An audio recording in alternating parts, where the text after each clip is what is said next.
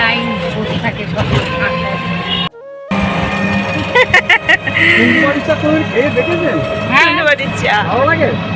হ্যাঁ ওই যাদের ফেভারিট তাদের ভালো লাগবে। সুপার মার্কেট না? সুপার মার্কেট, ও শাড়ির হাট, সব কিছু আছে, সব পাওয়া যায়, সব দোকান আছে। মানে আপনি ওইখান ব্রিজের নিচ থেকে হ্যাঁ ওই মাথা পর্যন্ত আপনি যা যাবেন পাবেন, তাই না? শাড়ি থেকে ইলেকট্রিক জিনিস সব,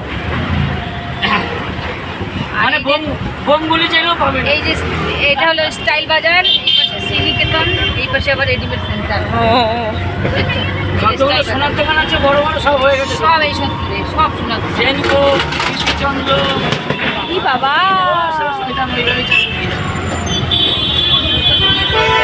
এই যে শ্রীনিকেতন, কোনটা? শ্রীনিকেতন।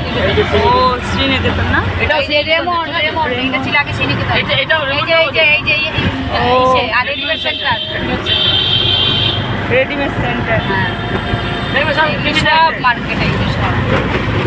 মানে কোনো অসুবিধা নেই, না, সব কিছু আমার তো বাড়ির সামনে থেকে একটা অটো ধরে 15 টাকা ভাড়া নেমে যাই, এই যে মার্কেটে আসলে সব পাবো। এক্সিজেট পাবেন আর কি, আপনি সবই পাবেন। কিছুর জন্য তোমার কোথাও যেতে হবে মানে বাজারও আছে এখানে, বড় বাজার আছে। হ্যাঁ, বাজারে তুমি কি মাছ চাও আর না কি না, চাও। তাহলে দিদিকে দিনের বেলা কি 70 বাজার নিয়ে আসবে। হ্যালো বন্ধুরা, তোমরা সকলে কেমন আছো? আশা করি ভালো আছো। তো দেখো, আরও একটি নতুন ভিডিও নিয়ে চলে এলাম তোমাদের সামনে, আশা করি ভালো লাগবে। তো আজকে আমরা যেখানে যাচ্ছি তো সেটা হচ্ছে সোদপুরের আর কি ভাইরাল একটা রেস্টুরেন্টে। কোথায় যাচ্ছি একটু গিয়েই তোমরা বুঝতে পারবে। তো এর আগে দিদিভাই আমাকে সোদপুরের মার্কেটটা সম্বন্ধে বলছিল, মানে কোথায় কি পাওয়া যায়। তো ঘুরে ঘুরে দেখলাম সব কিছুই সুন্দর সাজানো গুছানো মার্কেট, সব কিছুই হাতের সামনেই, দিদির বাড়ির সামনে, বেশি দূর যেতে হবে না। তো দেখো, কথা বলতে বলতে চলে এসেছি এই যে দাদা বৌদির রেস্টুরেন্ট। তো তোমরা সবাই জানো দাদা বৌদির রেস্টুরেন্টটা নতুন খুলেছে সোদপুরে। তো এর আরেকটা ব্রাঞ্চ রয়েছে ব্যারাকপুরে। তো ব্যারাকপুরে তো এখান থেকে অনেকটা দূর সোদপুর থেকে, সে কারণে সোদপুরে নতুন খুলেছে, তাই সবাই মিলে চলে এসেছি আজকে দাদা বৌদির রেস্টুরেন্টে।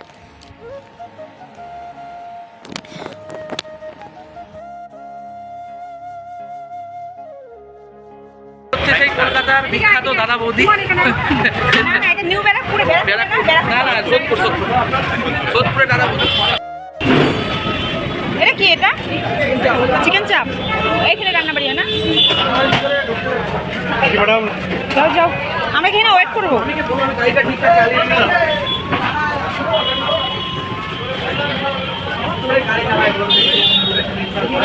যাই, প্রচুর ভিড় তো, এখানে কি ওয়েট করতে হবে? বিরিয়ানি খাবো, জায়গা আছে? কজন হবো? 6 জন হবো। আচ্ছা ঠিক আছে, এবারে দাদা দেখো, হ্যাঁ নাহলে যেতে পারবো না বাড়ি, অটো যাবে না। তো তোমরা সবাই জানো দাদা বৌদি রেস্টুরেন্টে এলেই একটু ওয়েট করতে হবে, লাইন দাঁড়িয়ে খেতে হবে, এটাই হচ্ছে এখানকার স্পেশাল। তো এখানে গিয়ে কথা বলার পরে বললো যে একটু ওয়েট করতে হবে। তো বললো আপনারা কজন আছেন? তো আমি কথা বলে নিলাম যে 6 জন আছি। তো বললো একটু বসো, তারপর হয়ে যাবে। তো এই যে বসে রয়েছি, তার ফাঁকে চলে এলাম এখানে বিরিয়ানি কাটা দেখতে। তো বিরিয়ানিটা দেখো কত সুন্দর, কত স্পিডে কাটছে। তো এই যে সবাই মিলে বসে রয়েছে, এখানে গল্প করছি। তো ফাইনালি ঢুকে গেছি। তো এখানে একটা মিনার ছিল, তো এখানে হাত ধুতে এসে তো এখানে দাদা বৌদি লেখা ছিল, তাই দেখছিলাম। তো দেখো প্রচণ্ড ভিড়। তো আমরা একটা বড় সিট নিয়ে নিয়েছি, সবাই মিলে বসে কে কী খাবো সেটা দেখছিলাম। তবে আজকে বেশি কিছু খাবো না, কারণ দিদিবাড়িতে এসে অনেক কিছু খাওয়া হয়েছে আর প্রচণ্ড গরম এখানে, সে কারণে সবাই বলছিল যে বিরিয়ানি খাবে। তো বিরিয়ানি আর একটা স্পেশাল স্যালাড আর কি অর্ডার করা হয়েছে। তার বাচ্চারাও বলছিল যে কিছু খাবে না, সেই কারণে। তো দেখো এই যে দাদা বৌদি রেস্টুরেন্টে আসার শখটা বেশি ছিল আমার। তো এই তো সবাই মিলে খাচ্ছি, গল্প করছি। তো এখানে আমি একটুখানি ফটো তুলছিলাম, ভিডিও করছিলাম। তো এই তো দেখো আমাদের বিরিয়ানি চলে এসেছে। তারপর সবার মানে কেমন লেগেছে সেটাও জানাবো। তো এই যে বিরিয়ানিটা তো সবার জন্য চলে এসেছে। তো বাচ্চারা তো খেতে পারবে না ফুল বিরিয়ানি, সে কারণে আমাদের থেকে একটু একটু করে তাদেরকে দিয়ে দেব। তো এই যে স্যালাডটা চলে এসেছে। তো এখানে এসেছি আমরা দিদি, জামাইবাবু, তো ভাগনা, ভাগ্নি, আমার মেয়ে, বর, সবাই মিলে চলে এসেছে। তো এই যে মাংসের পিসটা ছিল অনেকটাই বড়, একটাই ছিল। তো এটা ছিল মাটন বিরিয়ানি আর দুটো ছিল চিকেন বিরিয়ানি। তো সবাই আর কি মটনটা খাবে না। বলো review আমাদের দাও। আমাদের শিলিগুড়ির থেকে মানে এয়ারপোর্টটা বেশি ভালো কোথাকার বিরিয়ানি বিক্রি করো? জায়গা কেমন খেতে? ভালো। তো এদিকে বলছিলাম যে কেমন হয়েছে, তো খেতে খেতে তো সবাই ঘেমে গেছে। তো এবার আমি খেয়ে দেখবো কেমন হয়েছে, বলবো। তো এদিকে মেয়েও খাচ্ছে।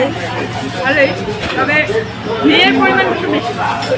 ঘিটা বেশি। আমাদের এখানে আমাদের যে আমবাড়ি খারাপ নাই। ব্যাংকের ও 19 তারিখে মানে এখান থেকে প্রমোশন করো জলপাইগুড়িতে গেল, জলপাইগুড়ি মেন রাস্তা আমাকে ইনভাইট করেছিল, বুঝলা যাবো না তো আমাকে দৌড় দৌড়তে 3 বার ফোন করে নিয়ে গেছে।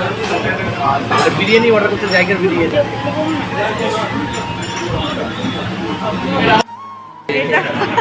এমনই হয়।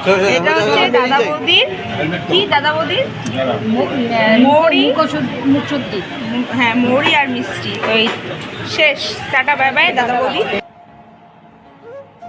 তো এই তো দাদা বৌদি রেস্টুরেন্টে সবাই মিলে এসেছি, তাই খুব ভালো লেগেছে। তবে কি বলো তো, বরকে বলেছিলাম যে কেমন হয়েছে খেতে, ও বলল যে এই দাদা বৌদি রেস্টুরেন্ট থেকে জায়গার আর কি বিরিয়ানিটা বেশি টেস্টি, সত্যি সেটাই। তবে এখানে ঘিয়ের পরিমাণটা প্রচুর পরিমাণে, একটু কম থাকলে বেশি ভালো লাগতো। আর এই যে দেখো এখানে একটা আর কি ফ্রুট আইসক্রিম জুস আর কি, জুসই তবে আইসক্রিমের মতো একটুখানি শক্ত শক্ত ড্রাই থাকে, খুব ভালো লাগে খেতে। তো এখানে একটা বড় আমরা জুসের অর্ডার করেছি, তো সবাই মিলে এটাই ট্রাই করব। আমি খাইয়ে দিই রে, খেয়ে দেখ কেমন। Mango shake. এটা নে, এটা নে, টাকা দিয়ে দেবো। এনে এই তো এটা নে চামচ। সব কিছু প্রায় ফাঁকা হয়ে গেছে। এখন কটা বাজে তোমার? তো সাড়ে এই 10টা। তো এবার আমরা বেরিয়ে পড়লাম বাড়ির উদ্দেশ্যে, কারণ অনেকটা রাত্রি হয়েছে। তো খাওয়া দাওয়া সবাই কমপ্লিট করে এবার ওরা চলে গেছে বাইকে, আর দিদি আর আমি যাচ্ছি মানে ওর অটোতে। কারণ হচ্ছে এক বাইকে এতজন, মানে দুটো বাইকে এতজনে হবে না জায়গা, সে কারণে ওরা চলে গেছে আগে আর আমরা যাচ্ছি অটোতে। তো আমরা ঘুরতে ঘুরতে যাচ্ছি, এদিকে দিদি আমাকে বলছিল এটা এখানে এটা এখানে, সেটাই গল্প করতে করতে যাচ্ছিলাম। বেশ ভালোই লাগছিল, ফাঁকা রাস্তা, খুব সুন্দর হাওয়া, আর এখানে তো প্রচণ্ড পরিমাণে গরম। আর সবথেকে বড় ব্যাপার, আজকে প্রচুর মানে খাটনি হয়েছে। গেছিলাম কলকাতা থেকে এসে আবার এই রেস্টুরেন্টে সবাই মিলে এসেছিলাম। তো এদিকে দেখো এসে মানে এখানে সবারই প্রেশার চেক করা হচ্ছিল, তবে আমার শরীরটা প্রচণ্ড খারাপ লাগছিল, সে কারণে এখানে আমি শুয়ে রয়েছি। তো ভাগনা বলছে যে মামি দাও তোমার প্রেশারটা আমি চেক করে দিই। তো প্রেশার চেক করে দেখলো যে সত্যি সত্যি আমার প্রেশারটা লো হয়ে গেছে, প্রচণ্ড লো হয়ে গেছে, এই গরমের জন্যই লো হয়েছে। তো প্রচণ্ড শরীর খারাপই লাগছিল। তারপর তো এই তো আমি হাসছিলাম। তারপর দেখো এদিকে তো এই যে দেখো ঘুরতে এসেছি, ঘুরতে এসে প্রচণ্ড অসুস্থ হয়ে গেছি, তাই এখানে অক্সিমিটার দিয়ে আমার হার্ট অক্সিজেন লেভেলটা মেপে নিচ্ছি, কারণ প্রচণ্ড গরম। তো বলেছিলাম এর আগের ভিডিওতে যে আমি তোমাদের সাথে ভয়েস ওভারও দিতে পারছি না, অনেকটা কষ্ট হচ্ছে, তোমরা একটু ম্যানেজ করে নিও। তার জন্য দেখো এই যে অক্সিমিটার দিয়ে অক্সিজেন লেভেলটা মেপে নিচ্ছি, আর প্রেশারটাও মেপে নিলাম। প্রেশারটা লো হয়ে গেছে, এত গরম প্রেশারের মানে প্রেশারটা আপ ডাউন করছে, লো হয়ে গেছে। তো মাথাটা প্রচণ্ড ঘুরছে, সে কারণে একটুখানি প্রেশারটা মেপে নিলাম। আর এই যে তো যা গরম পড়েছে, যে কেউ অসুস্থ হয়ে যাবে। এদিকে তো আমরা এসি চালিয়ে শুয়ে রয়েছি, তবুও মানে গরমের এতই হাই লেভেল, মানে এসিতেও কাজ করে না। তো এটাই কি আর, কলকাতা আসবে বলে ভাবছো, একদমই এসো না, একদমই এসো না। আমরা ভুল করেছি দেখে তোমরাও ভুল করবে, সেটা কখনো করো না। আর তার মধ্যে তো একটা দুর্ঘটনা ঘটেই গেছে, তোমরা সবাই কি হয়েছে তোমরা সবাই হয়তো জানো। তো কলকাতা আসার পথে কি এক্সপ্রেস, এটা কাঞ্চনজঙ্ঘা এক্সপ্রেস, তো কাঞ্চনকন্যা এক্সপ্রেস তো অ্যাক্সিডেন্টে আমার, সে কারণে আবার ওই টেনশনে বাড়ি যাব কি করে, সেই টেনশনে আর কি প্রেশার লো হয়ে গেছে। তো বন্ধুরা তোমরা আমার শুভকামনা করো যাতে আমি ভালো করে পৌঁছাতে পারি বাড়িতে। Bye bye, good night.